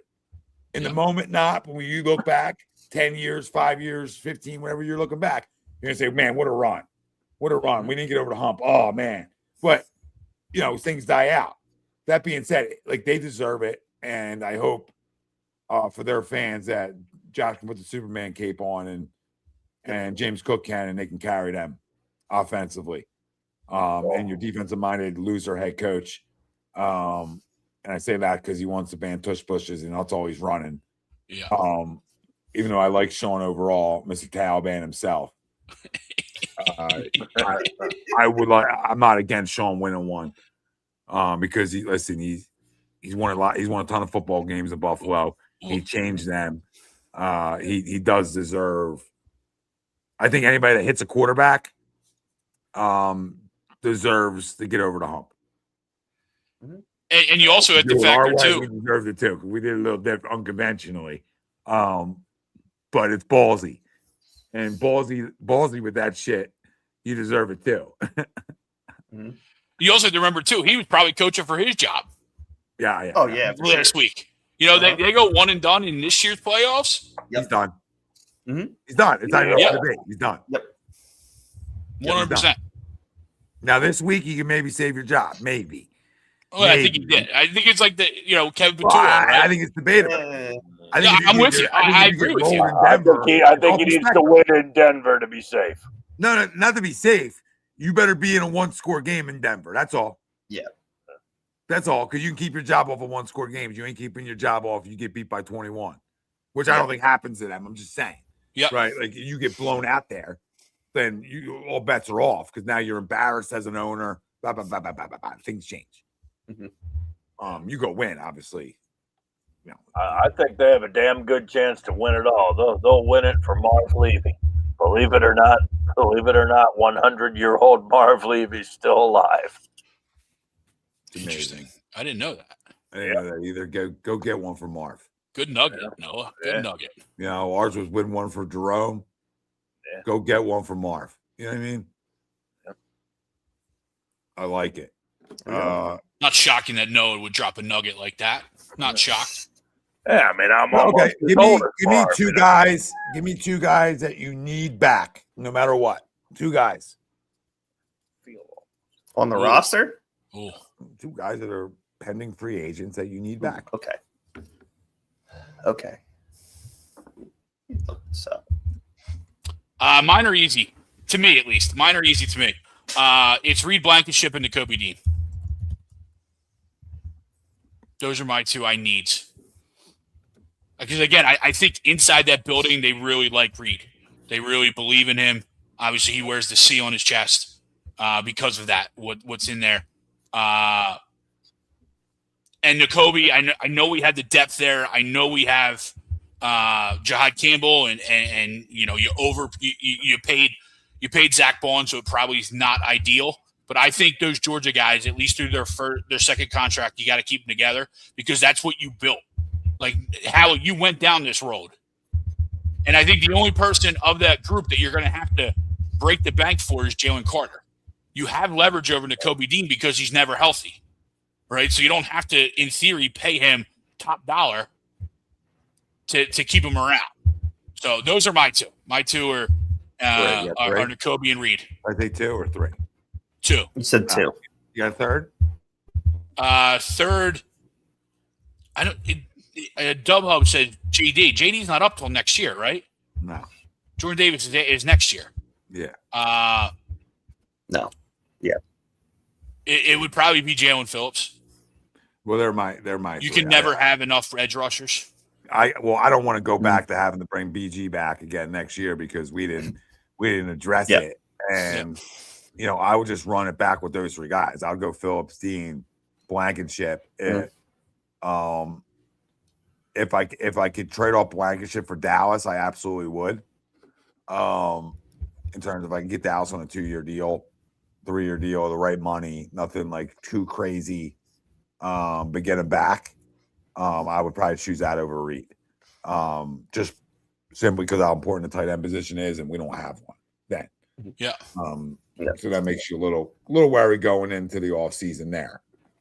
That'd be my only change out there. I absolutely think we need Nakobe Dean back. I do too. I mean, I love Jack Campbell, but I don't know. I think when you draft a guy in the first round and he showed he can play. I mean, you're right. That's why you might. I hate letting Nakobe walk, but that's where you maybe say, okay, let Nakobe walk. Allowed to bring Dallas, Reed, and Jalen Phillips back. Maybe you go that route. I mean, so there's options if you let them walk. You did use a first round pick on a linebacker. I think to me, first round pick's an offensive lineman. Well, this specifically year, a right tackle. Saying, last year it was a linebacker. Well, yeah. I'm sorry. Yeah. Who's playing the bass drum? Somebody's tapping. Who's tapping their legs? Jalen Phillips is number one for me. He's got to be back because like our edge rushers, underachieved, I think, this year, and it may not have shown up as much on the stat sheet, but he was so impactful there. I think he's the number one guy I want to see. Depending on, 44 pressures in 9 games, a lot of pressures. It's a ton of pressures. Depending on what ends up happening, Fred Johnson did a really good job this year. He did a really, really good job this year, right? Obviously, he left in free agency. We were struggling in training camp, and obviously we traded back for him. So he did really, really well. Even if he's just a stopgap, if either Lane decides to retire or something, right? Or if he gets hurt or again, because obviously he's been missing some time. And then I really like Jahad Campbell. It's probably Nakobe Dean because he is so good, especially at blitzing and getting to the quarterback. Yeah. Obviously, he probably should have had more because I saw him bounce off a couple guys. He probably should have had a couple more sacks this year, but probably Nakobe Dean. So Jalen Phillips, Nakobe Dean, and the unheralded Fred Johnson. It's not bad. I don't think of Fred as being a huge free agent to where we might be able to bring him back anyway. But you're absolutely right. He did fill in. And we did something this year that we haven't done traditionally without Lane, and is we actually won football games. Yep. Usually without Lane Johnson, just counters the loss. Regardless of who you're playing, just counters the loss. And Fred got beat like a drum at times, but who doesn't, when you're filling in for a Hall of Famer. Yeah, again, everybody looks bad next to a guy who's a first ballot Hall of Famer, right? But he did really, really well. I think he only allowed maybe a couple of sacks. Just confirming Jordan Davis, free agent 27, so we're good this year. Yeah. Just confirm. Well, I mean, he's getting paid this offseason. Has to, I think, right? Yeah, I don't think it has to. I mean, I would assume it'd be done before training camp. One of those training camp deals. Hey, we're gonna, make sure to extend you 2-3 years, 50 mil. 3 years, 45 mil. 3 years, 50 mil. But again, so I'm just talking based off the year he just had, right? And if you don't sign him now, and he has another year or a better year next year, and he goes into free agency, you're not bringing him back because he's too expensive. Yeah. Or he comes back because he wants to be with his dogs. That too. Also an option. He gave that speech at the end of the game the other day in the locker room saying, how much he, loved those guys. And everyone does that, right? But you believe it from that guy. You believe it from a Jordan Davis. But you're right, though. I mean, you have leverage on everybody of those Georgia guys. You have leverage on all of those to bring back cheap, except for Jalen Carter. Jalen Carter's the only guy that you're going to have to break the bank. Nolan Smith didn't take that next step this year. Nope. Injuries, right? And he just didn't. He didn't jump. Wasn't bad, but he didn't jump. Yep. Nakobe Dean, we obviously just talked about. Jordan Davis, you're right, right? 1 year. Is it a one-hit wonder, or is this the guy you're going to be going forward? Am I paying you off of 1 year? Am I paying you off of, to your point, off of a sample size? Because your sample size right now doesn't mean you're a $20 million defensive tackle. Sample size right now is about what your contract's going to be next year, 13 mil, right? 13 to 15. Yeah. Right, exactly. And if, he took a step up this year, obviously. He did really well in the games that Jalen Carter missed, right? He came in slimmer. He lost some weight. He was out there playing a hell of a lot more. I don't know the actual snap numbers, but he was out there a hell of a lot more this year, right? And, had a few sacks. Obviously had the best play of the season, a block kick, which won us the game against the Rams, and we shouldn't have won, right? And then returned it for a touchdown. So, look, am I willing to break the bank on Jordan Davis right now? No. Am I willing to give him an extension for 2-3 years at whatever is a decent value is to keep him here? Absolutely. Oh, yeah, I'll go 4-year extension tomorrow. Mm-hmm. To make sure I lock out the interior of my defensive line, for sure. Jordan Davis played 686 snaps this year, which was 60%, almost 61% of the offense. Compare that to 2024, where he played about 388, they say. Yeah, so he doubled his snap count. Phenomenal. Doubled his snap count. Phenomenal. And was more productive. Good. That's awesome. Yeah. So that shows that he's maturing, growing. Obviously, he came into camp better. 37% to 61. Yeah, so obviously, and he's one of the leaders on this football team, so he's not going anywhere. I can just end that conversation. Not end our conversation, just end any worries about Jordan Davis being a Philadelphia Eagle for the next 5 years. I don't think anybody has to concern themselves with that one. I wish I could say the same thing for N'Kobe outside of the Jahad Campbell. That's where that comes in. Yeah. Yeah. But I really do think N'Kobe's money probably goes to Davis this offseason. Or let you keep Dallas Goedert, let you do some things. That might be an inner talks with guys get hurt all the time. So he's not going to lose his value if he got hurt. Right? Well, he's not going to lose his value to this team if he got hurt. So, this is a well-respected organization. So if they have a handshake on how the cap works, and Jordan, we want you here forever, this is when we're going to do it. We want to bring this guy back right now. We want to be able to do this. I think how he finds winners restructure, not this isn't a restructure, but winners do those types of things. Yes. There's someone that I don't think anybody's really going to think about, but based off what we saw again, week 18, Adoree Jackson. Our cornerback depth is awful, despicable, right? Absolutely despicable. Now, you obviously have 2 all-pro corners, right, in Q and Coop, right? But Q's going to play one of the sides, or he's going to shadow the number 1 receiver, and then Coop's going to play in the slot. But you saw specifically in week 18 when you had the 2 guys that were vying for backup spot, the number 2 role in Keeley and what's his name from the Raiders that we got. But they were both. I know they were.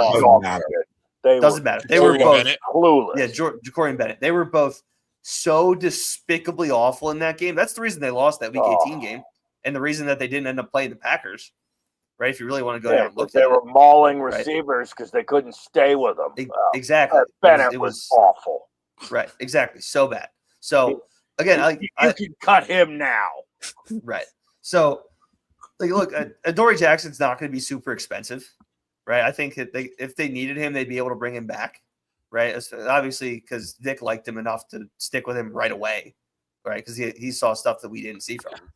But, if he goes somewhere else and you got to run Keely Ringo or a rookie out there, which, again, feel free to talk me into a first or second round cornerback rookie. I'm cool with that. Our last couple have worked out really well. Even go oddball, right? Go Kent State if you want. Sure. Look, they lost every game this year. I did. That's fine. I did a mock draft today, and there was a safety from Kent State. I took it. Oh my God! I forget what round it was. Kent State. Holy shit! It was the 3rd round. I'm like, was it safety from Kent State? Sure, we'll take it. Why not? That's phenomenal. Yeah, dude, so bad. I just think a lot of picks, and a good amount of guys that are going to be some turnover here. on the defense. Yeah, I can see it. Yeah, for sure. So It's turnover every year, I mean, but they got the pieces to win. That's what matters. Like, For sure. I think you need another D end if it's not Jalen Phillips for sure. I think you need one on top of Jalen Phillips. Oh, for sure. I mean, that's going to be something I need to address this offseason. Well, Nolan Smith needs to take the jump, but Jalen Hunt did. So, you're willing to give Nolan Smith another year because this year he was hurt at the beginning of the year, fighting through that stuff. So you give him another year, you expect more out of him. Hopefully you get it. And then, you got 9 picks, right? You've got 8 picks in the first 5 rounds. Yeah, I mean, they're not the 5th round guys. How many picks do you have in the first 3? 4 or 5, I think. That's pretty good. Yeah, I mean, they're 4 players that you expect to come in and be able to contribute. Be able to contribute in some aspect to a team that's built to win. So, I mean, that's why drafting well is important. John Campbell was a good addition. We have 4 picks in the first 100. Okay, yeah. I mean, that's 4 guys. 23, 54, 68, and 98. So 1, 2, early third, 2/3, compensatory third. So 2/3, and then you go 2/4, 2/5, and a 1/6. Yeah, well, I'll leave out 98. I'll say up to 68 or whatever it was. Yeah, 3 in the top 75. Yeah, I mean, those guys I would expect to come in and replace some guys. If that's a tight end, if that's an offensive lineman, if that's 2 offensive linemen, I expect those guys to come in and take spots. Now, if you don't bring Goddard back, what's out on the market, I don't know that. Get in down the road here. What's out there? Well, you know what they're going to do in the first round. They're going to take whatever the best guy available is, about the guy that they want, right? Whoever that's going to end up being, right? And then you're going to go probably one of the first 3 rounds has to be a corner. There's got to be a corner in there. Oh, I wouldn't be surprised if it's the first round, the best player on the board. Top 3. One of them has to be a cornerback.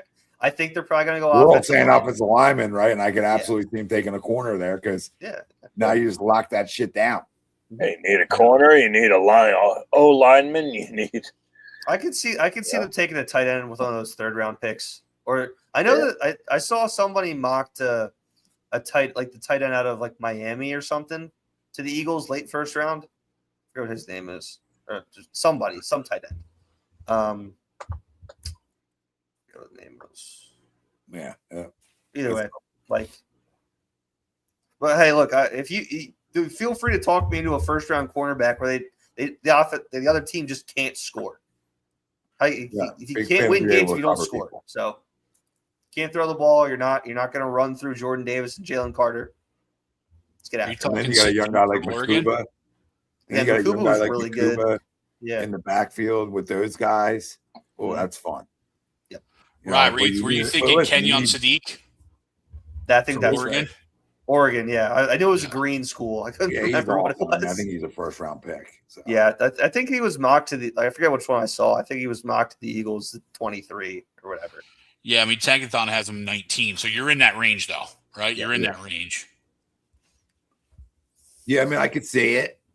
Tankathon as of now has us going Denzel Boston, the wide receiver from Washington. Could use a wide receiver too, because obviously Jahan Dawson's not going to go somewhere. But I don't think they're going to use a number 1. I don't think so. I don't think they're going to use a 1st round pick unless. Well, you do if you're moving on from the tight end. You could, yeah. If you're just going to go empty sets or no tight ends. Well, no, I'm not saying you're going to go away from the tight end completely, but you just go one tight end, 3 wide receivers. Right. Yeah. Well, yeah, I mean, then you can just go you get a wide receiver, then you take like a blocking specific tight end. Yeah. Like later in the draft. Because obviously Giants. Harbaugh the Giants. I meant to come back on and tell you guys that. Yeah. It's official. Working to finalize the deal. Yeah. Oh, they're working to finalize. Yeah. Yeah. So all right. There you go. Harbaugh the Giants. Damn. Welcome in, Johnny. That sucks. Not official though, but official. Yeah, not official, but official. All right. That's okay.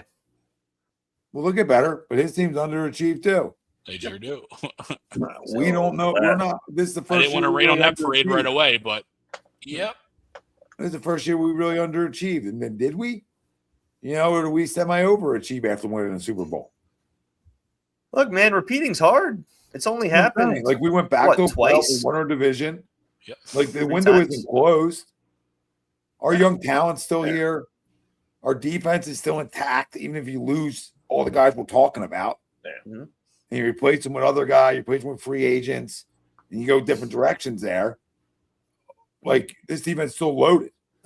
Yeah. I still expect the window isn't closed by any means, but I absolutely think we underachieved this year. Yeah, to a point. We didn't have we didn't have an awful year by any means, but we I don't think we underachieved. I don't think we were consistent. I think it's exactly what happens after you win your first Super Bowl for a lot of teams. Yeah, like you do the book tour, and now you got to get back to focusing. Now it's got to hurt.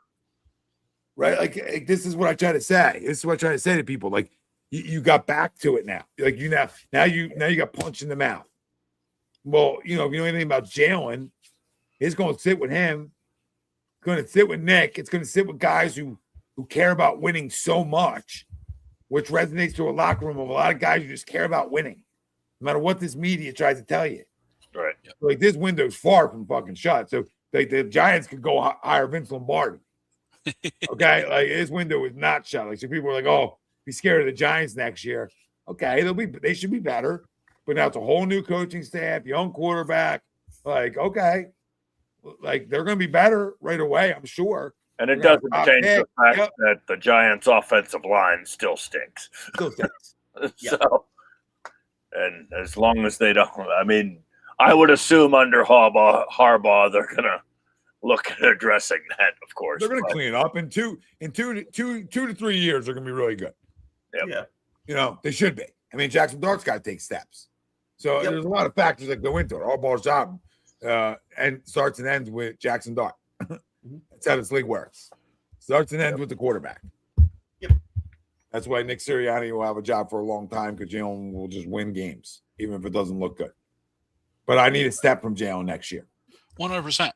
I need a step. If you're not going to run, then you need to throw. You need to, right? I can't be averaging 4 yards in a completion per se. Oh, we need everybody on the offensive side of the ball to step up, and we also need Mr. Elliott to be much more consistent at putting the ball through the upright. That's another question: is Jake Elliott back?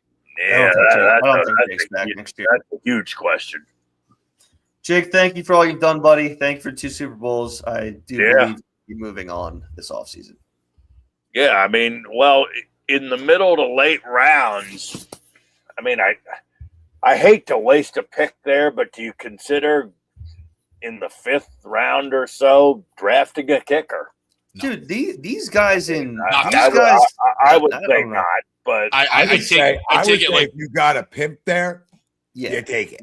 Look, if you got a Cam Little coming out of the draft, the dude's hitting 70-yarders, absolutely, 100%. Give me a guy like that hitting bombs. Give me a weapon. Like Brandon McManus is a weapon for that. Not McManus. Brandon Aubrey. Brandon Aubrey is a weapon for the Cowboys. Like Ryan, completely agree. Yep. We don't like field goals, right? But I sure as hell like 60s. Right. I sure as hell like 50s when drives stall. Right. Yeah, I'll take a great defense. With a great defense over a punt. With a great defense, I like a 60-yarder. Yeah. Maybe it's me. Like when I know I'm going to, for the most part, shut teams down and be in every game, I want as many points where I can find them. Yep, absolutely. Or when you're up 8 and you want 3 to put a team away to go up 2 scores. Absolutely. If you need to make an extra point in a playoff game, you need to make a point in the next playoff game, so you only need to kick a field goal instead of go for a touchdown. Yeah, that too. Even though they missed theirs too, so if you want to it out, but still, your point, it's valid. You make ours, they miss theirs. Well, guess what? The 3-point game. Yep. Yeah. So you do your job on a fucking extra point. So that being said, it's a different game. He comes in, kicks a game time field goal. Who knows what happens? Yep. Well, But we speaking do of know special one thing: they teams, win the game. Patullo keeps his job, and I don't think any of us really deeply down wanted that outside of what it would create for Jalen, which is some consistency. That's the only part of it that I was hoping more that they won was, hey, we get back the consistency of it. But listen, we talked about a lot of guys tonight, and I'm good with most of them. You know, the top two is who I really want.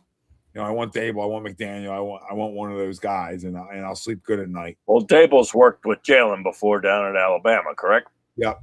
So, I mean, And it's a nephew to the Giants. that's Take somebody else. familiarity right there. Yeah, and familiarity is not always great, but again, Nick calls Brian Dable a mentor of his, not even a mentor, but a friend of his, and whatever. So I like that there's relationships, and you come in and you're in the same division on who fired you, and then they let you ride your young quarterback out that you just drafted. So I like that little extra edge to you. Hopefully, that competitive spark to go, hey, let's go kick their ass. Yep. You know, let's go really scheme this up here. Yeah. You get the Eagles Giants games like you had last year with Saquon. You just get now the coach is here too on top of this, just to stab in that thing. Hey, watch Eagles Giants be one of the week 1 games, and we'll make people question the hiring of John Harbaugh. Like, I should have kept Dable. Imagine, the Eagles scored 38 the first Well, week. that could become a great rivalry again. Yeah, the Eagles dropped 38. They won 38-17 on their ass. Yeah, in the Meadowlands. Yeah, in the Meadowlands. Yeah. In the Meadowlands. And McDaniel could put up 38 too, because again, from the running aspect, I lean that way because I think you just get a better overall running game, and I think we're built to run the football. But I also think Brian Dable likes to run the football too. So I look at two guys that one guy's a saving guy who Dable started with, or not started with Saban, but got the Saban. I don't know how long he was there for, but I more look at him as like a Nick guy, right? And more of a Nick Saban guy. And I could be a little wrong with that, but I feel like that's the trio most for Brian Dable in a weird way. But I like Nick guys, right? I like the way they coach the players. They're detailed. They're win first guys. So I don't think listen, the Giants were detailed together and tough. Let's go. Yeah, detailed together and tough. Dable was at Alabama just in 2017. So he's not really little note on like Dable's been an OC at 4 different places now. Cleveland, Miami, Kansas City, Bama for a year, and then Buffalo. So 5 different teams. Right, 4 in pros, 1 in college. What was McDaniel? Then obviously called the Giants. For the Rams. McDaniel was McDaniel was he was in San Francisco. Niners. Yeah, I wasn't sure if he went with. I mean, McVay. he may have done here. Let's look at McDaniel. They're all in the same tree. McDaniel, let's see, started with the Broncos, with the Texans for a bit. Washington, Cleveland, Atlanta. No, he's just been with what's his name in San Francisco? Shanahan. Yeah, he's just been a Shanahan guy. Yeah, so is McVay. They were all together. Yeah. Okay. That makes sense. Yep. So he was with San Francisco. That offense was really good. So is that Kyle's offense? Is it his? Doesn't matter. He's translated it over in Miami. They scored a lot of points for the most part. So when we look at that and you're lining guys up, you're like, okay, whose offense looked better? And you'd probably give the nod to McDaniel, even though I think there was a period of probably like a year and a half where the Giants offense looked good. But I also think they didn't have quarterbacks, man. So like you get to the point where you just don't like Daniel Jones just wasn't going to fit there for whatever reason. Yeah. Right. Needed a little change of scenery. You go to Indy, nobody gives a shit as much. A little more laid back, maybe a better fit for a guy. Same as Sam Darnold, right? Maybe a better fit for a guy. A guy can revitalize his career and not that type of market. Yeah. So, I look at that and say, okay, is it Dable's fault that he got the quarterback? Like he hit it. He hit it with the GM and everybody that was in on that. He was a part of that. So knowing he was a part of hitting that, which it looks like a hit, right? Knowing he's a part of something that looks like a hit, like, that leans me there a little bit too. Even though they went through it for a minute, they were at least able to get that quarterback and wait on it and not reach. I don't know. Oh, yeah, real quick. We were talking about free agents. Braden Mann, the punter. I mean, I assume he'll be back. I sure hope he is. He had a hell of a year. I hope he's back. We don't pay attention to that shit. Right? I hear you, really but special team. He did a nice job flipping the field, though. And no, he did. He's good. He's good. Good kid. Yeah. I would assume he's back now. To your point, I hope he is. He had a nice year. Yeah, sure. We were at the kicker stage of the night. We went. Yeah, all right. Time to move on here. We did a field goal, and now we just went a little further. Good conversation. All right. Hey, Brandon Mann's free agent. Had no clue. So yes, I would like. I didn't even know who it was. No, I'm kidding. I would like Brandon Mann. Yeah. We knew him well this year. That wasn't an issue. Yeah, we definitely knew him. I knew who he was this year for sure. I did. Pin the opponent inside the 5. It's not a bad thing. That's what I'm saying. Like, does McDaniel fit in Philly? That's why I lean Dable. Dude, I think that McDaniel and Nick will get along in their goofy team. Oh, I agree. I'm not talking about. I don't know. I think both of them. I'm sold on both of them. Like, again, they're 1A, 1B. I just think Dable just feels tougher, and that's okay. Like, that's just me. You know what I mean? I think people will like the Dable hiring more than McDaniel hire, at least like the general public. I think. Completely agree. Yeah, that's probably a good assumption. Yeah, that's very safe. People be like, "Oh my God, this guy looks like an architect or a banker or something." Maybe that would be great. Like, if they hire him, it'd be I think it'd be funny because people would lose their minds. Like, "Oh, why do we hire this guy?" I might tune into WIP just to listen to people complain about him. We're just gonna do videos of Mike McDaniel freezing in other places but Miami. All bundled up. Yeah, it'd be hilarious. He'll be up in the box calling plays. No, but look, Mike McDaniel's press conferences were hilarious. That's why I like the guy. Like, his vibes are good. You know what I mean? Not to say that Dable's aren't, but Mike McDaniel's vibes are great. And I like to get the balls to bench the quarterback. Yeah, absolutely. To decide to save his job. I like it. I do enjoy a Mike McDaniel press conference. They're hilarious. They're so funny. He's the he's the Cody Bellinger of football. I love some Mike McDaniel. That dude's hilarious. And some of his they put him on mic'd up before, and some of those are so funny too. The one resurfacing, at least the one I saw this evening, was him calling the Jalen Waddle one play touchdown before it happened, and he's just sitting on the sideline giggling like a little girl. Like, oh, they gave us the set. Here we go, one play touchdown. Yep. Those are fun. I'm cool with either of them, but you need one of those two guys, I think. Yeah, Again, you could talk me into Kevin Stefanski, Cliff Kingsbury. You can talk me into those guys. But I think those you give me McDaniel or Dable, we're going back to Super Bowl next year. I agree. And Dable to YK, Dable and Nick won't clash like that because they're friends. So yeah, they've worked together. I'm not really worried about that. Slater says he thinks McDaniel's more boom or bust, but Dable would be more safe. I think is what he's saying. Well, maybe more consistent. Yeah. Well, after this season, that's certainly what we could use. It's more consistency because I think that's the anything but that. You guys.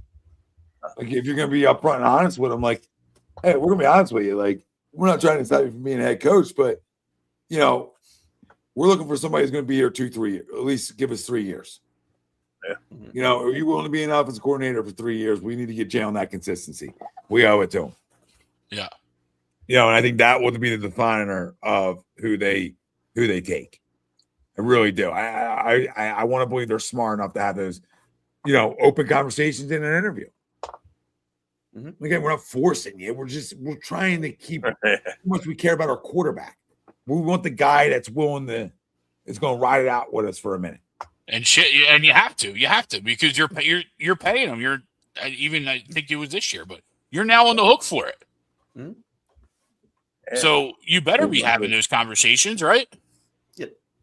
Yeah, when you're paying your QB $250 million. Yep. Yeah. Cool. Yeah. Good show.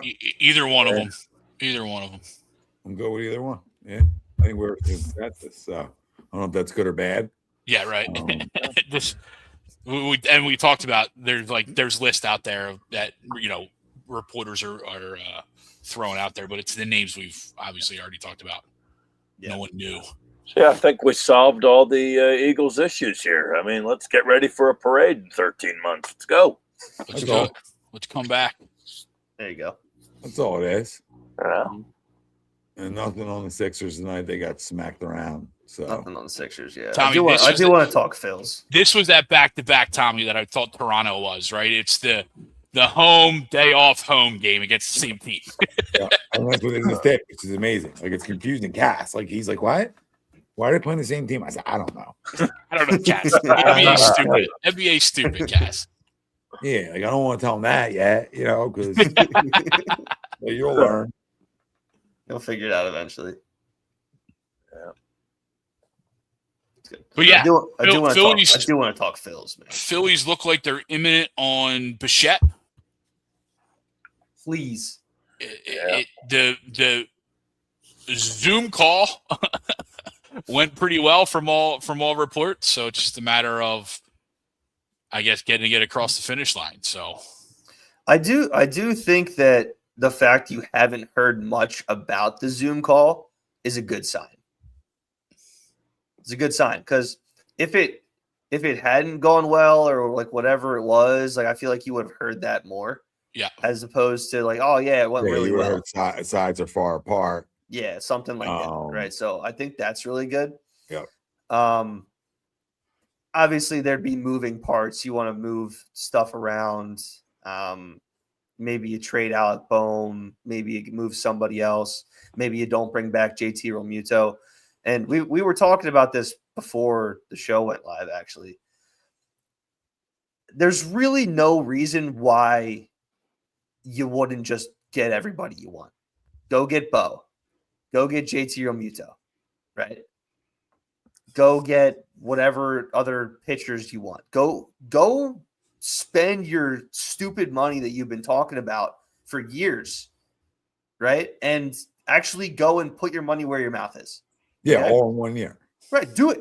Could do it. Because who's the Dodgers have been the highest paying team in the league the last 3, 4, 5 years, whatever. They've won the World Series back-to-back years. You know how you make back the money you're spending? Winning a World Series, right? Selling tickets, selling memorabilia, doing all of this stuff, right? Now, there's no real market for JT Realmuto at the moment, at least from what I've heard. No market. There's no market at all. It is cooled on JT. Right, so there's no market for JT Realmuto. And then the market for Bichette is cooled because obviously the Red Sox just signed Ranger Suarez today. Hey, we're going to miss that guy. Appreciate you being here for a while. Happy he didn't sign with the Mets or with the Braves, and he can go and screw over the Yankees. So that's cool. Stay fan of the show, though, Ranger. Stay fan of the show. We love you. Yeah. Love me some Ranger Suarez. I do hope you win an American League Gold Glove next year. But then, like, so are they in on Bichette? Because they just spent $130 million, right? It seems that the Blue Jays aren't going to bring him back because they're more in on Tucker than they are in on Bichette. And they just signed a Japanese third baseman. Right, so they just signed another infielder. Are the Dodgers going to throw another $300 million out there? The Dodgers are the only team really left in play that's being reported because of everything we just talked about, right? Boston, just like you just said. Well, that's the way you can't let it happen. But right. I don't think the Dodgers are willing to go the years that the Phillies are going to go. Right. To make that $300 million, which is what's reported. 27? 28. He's 20. He's 27. He's 27. But yeah, he'll have 4 or 5 good years. But either way, so let's I don't think they're going to give him a 10-year deal, but if you give him 7, 8, I think most of these teams are trying to give him like a 5-year deal, like something similar to what Bregman got. 28 by the start of the season. 27 now, but he's on March birthday. Okay. Fair enough. But some of these teams are probably trying to give him 4 or 5 years, maybe a little bit higher AAV, but you give him more money over a longer period of time. And obviously the CBA is up at the end of next year. And I think some of that negotiating power is the luxury tax is going to go up, or whatever taxes are going to go away for a year or whatever it is, because your taxes go up the longer you're paying the tax. So I think like a whatever you're going to end up doing, whether it's a salary cap or a salary floor or whatever, that stuff's going to get reset next year. So you're only really going to have to pay the luxury tax this season, at least as high as it might end up being. Yeah. Right. And then like we were talking about before the show, Castellanos is coming off the books. Taijuan Walker's coming off the books. So that's $40 million you don't have to worry about next year. Right. And realistically, you're trying to get rid of those guys right now anyway. So what's the problem here? Go spend a little bit of money, right? Go get a guy that's going to be here for the next 6, 7, 8 years, right? Put him, as a young guy who obviously just performed in the World Series this past year. Hit a home run off of Shohei Ohtani, who nobody in your lineup can hit last year. Nobody in 2 games couldn't hit him. So why is this even a question? Not that we need to sell anybody on this panel, right? But last year, 311, 181 hits, 44 doubles, 18 homers, 94 RBIs. In 2021, he had 191 hits. 22, he had 189 hits. Yeah, I think he's won 2 batting titles, I think. Right? Yeah, I mean it's insane. His worst year was last year, 2024, where he batted 225. Yeah. But he only played in 81 games. He was hurt, right? But that was the only year that he was really hurt. Yeah, you want a right-handed power bat in this offense who's a professional hitter. Here you go. Yeah, here he is. He's the exact need you want. Yeah, right-handed guy that puts the ball in play. Game over. And drives in a ton of runs. His hitting with guys in scoring position is insane. Him and Trey are fun. Yeah. And you could do it, right? You could go, Trey, Kyle, Harper, Bichette. See, I would. Or you could intertwine. I would go. You go right, Trey, left, right, left. But I would go Trey, Bryce, Bichette, Kyle. That's what I would do. I mean, this might sound a little outlandish. But then Kyle doesn't have any protection. Whatever. When the bases are loaded, where are they going to put them? You're going to intentionally walk. That's why I throw Bichette in the 4-hole, though, is just to give those guys protection. Right? You can't get to Bryce or Kyle and think you're going to, not give them anything to swing at, knowing Bichette's behind them. Yeah. I mean, if we sign Bichette, fellas, I know the Dodgers are the reigning World Series champs here, but I'll go out on a limb and say we'd be the favorites to win the World Series here in 26. I don't think you can go that far. You'd be the second best team in the National League, and you probably, depending on whatever happens in the American League, I think you'd be a top 3 team in the league. But you're losing a little bit of depth in your pitching rotation. Obviously, you don't have Ranger Suarez. In theory, you're just inserting Andrew Painter in. You don't really know what Zach Wheeler's going to be. He's coming back off of injury. Obviously, we think he's going to be good. I hope he's going to be good. He should be good for spring training. Your bullpen should be the same, if not better. But you're also lacking in the outfield. Right? Nothing's changed with your outfield that we talked about a couple weeks ago. Yeah. So we got a hell of an infield now, though. Your outfield is really still good. Like, but again, if you act on the premise of stupid money and you get creative, you don't have to do very much, right? You can move Bryce back out to the outfield, move Bohm over to first base, flip a coin between Stott and Bichette, who wants to play third base, and you move if it's Stotty, then you keep Bichette at second. You know what I mean? Like, you don't have to get creative. You'd also slide trade to third base if you wanted to. You put Stott over short. You put Bichette. That's not going to happen. But either way, like, there's options. You have different options you could do, right? Yes. And then you have Bryce back out in right field or left field, or wherever you want to put him. You have Garcia, who's out there. Then you put JP Crawford in center field. Just run it. Go ahead. Maybe your defense isn't as great in the outfield. I don't really care when your offense is putting up 5-6 runs a game. Because, like, Alec Boehm hitting 7th is a lot better than Alec Boehm hitting 4th. Yeah. You can go beat the Dodgers. Yeah, I just don't. It's just being perceived that it's one or the other in terms of Bichette and JT, and I can't fathom how this team and this organization got to this point in the offseason, and it can't be both at this point. It's got to be both. It has to be. It's got to be. You have no other options. Don't sell me on Ryan Jeffers. Don't sell me on all these other guys. Deanna Navarro. Sorry, don't sell me on these guys. Yeah. Sell me on JT Realmuto and Bo Bichette. That's what it's got to be. And if it's not that, then this organization has lied to us for years. Yep. You go spend it for the splash guy, but you won't build an actual team around it. Correct. Like you said, right? JT's only going to cost you money for 1 year. And that's if you truly can't find one to take Cassidy's money. And plus, even if you do find someone, you're paying half of it, if not more, anyway. Exactly. So it's wasted money. So that's your fault. Mm-hmm. Don't let your Jalen Rager draft pick stop you from taking Devontae Smith. Terrible analogy because JT's not Devontae Smith, but you're going to drop that far in catching. And everybody you talk to, raves about how JT is obviously, and we know, but how he is with the pitching and the scouting reports and inside that locker room. Like, that is one of your leaders that now you're going to cheap out on. And it's stupid on JT's part too to not sign right now. Like, you're an idiot for not signing. No one's talking to you right now.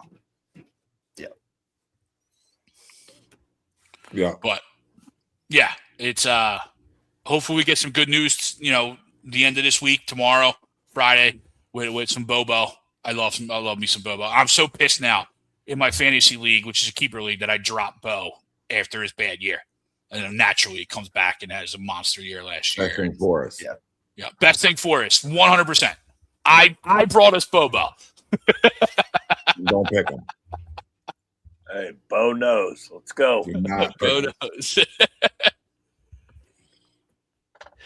Yeah, YK. The Yankees were in, but I don't know that they still are. No, yeah, I think that they need Bellinger more than they need Bichette. So I feel like that even if they are apart on Bellinger, yeah, and I still don't think that even if they had Bichette, like, that they would go with the money that it's going to take to get Bichette. Well, yeah, the Yankees aren't the Yankees of the 90s anymore. They're not the Yankees of the 2000s anymore. They don't spend money like that anymore. No, they spend money, but, like, if they were the Yankees, they wouldn't have gotten outbid for Juan Soto last year. So that's a good point. Hal Steinbrenner is he clutches onto the purse a little harder. He's not his dad. Correct. He's not his dad. He's not George. Yep. No. Nope. All right, boys. Good shit. Good shit. Great show. Absolutely. Thank everybody for joining us, like always. If you're new, hit the like and subscribe. Stay here with us. If you've been here with us, keep riding, baby. We'll get more Sixers as this goes on and continue Eagles talk, because it's always a topic of conversation around here. And yes, it is. Phillies, we'll continue those conversations, and we'll get into more Flyers as the season progresses and they get a little closer. Got smoked tonight too. Yeah, they got smoked tonight. So not a good response week from our other two teams after a loss. But hey, We're still here. Okay. We rebound the next game. Let's figure out a way. But great stuff, boys. For Ryan Lezik, Noah Eaton, Greg Malakovic, I'm Tom Arnone. Who will be the next Eagles offensive coordinator? What do you think? Find out maybe a week, maybe 2. We'll probably find out sooner rather than later. So stay tuned. Love you all. Go Birds. One last time at the start of the new year. We're out.